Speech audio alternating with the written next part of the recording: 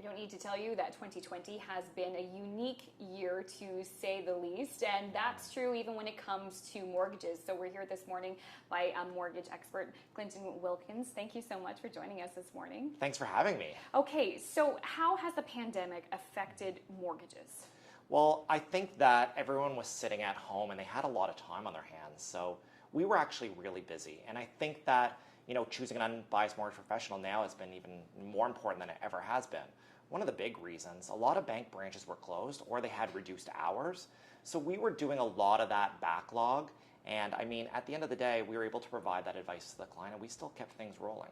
Okay, and from what I understand is mortgage rules changed on July 1st. Can you tell us about that? Yeah, CMHC announced some rule changes starting July 1st. And they basically changed the rules that clients are going to have a better credit score. So the minimum Beacon score is now 680. They've also reduced the extended ratio, so you have to have a little bit more affordability. Okay. As well, they've removed the borrowed down payment, so you can't borrow from a line of credit or a loan or the Nova Scotia Down Payment Assistance Program anymore through CMHC. But the good news to Canadians and us in Halifax and across Atlantic Canada is there's two other insurers. There's Canada Guarantee and Genworth. They are not following suit. Okay.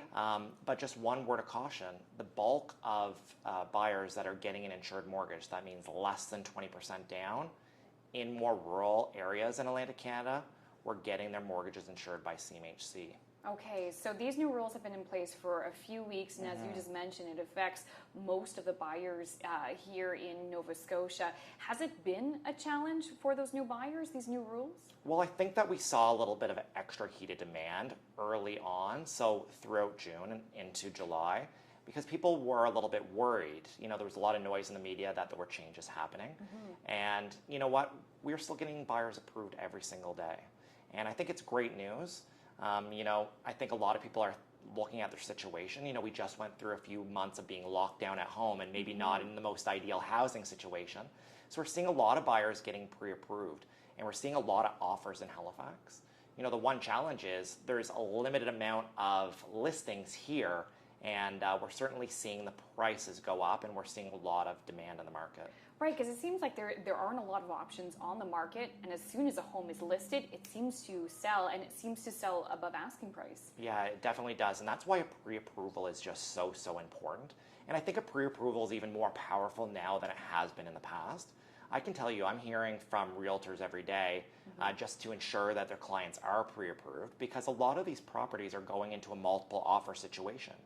And the sellers want to ensure that when they accept an offer from someone, they're going to get their financing and they're going to be able to meet those conditions. Especially when you have to move so fast, I know. Especially right now.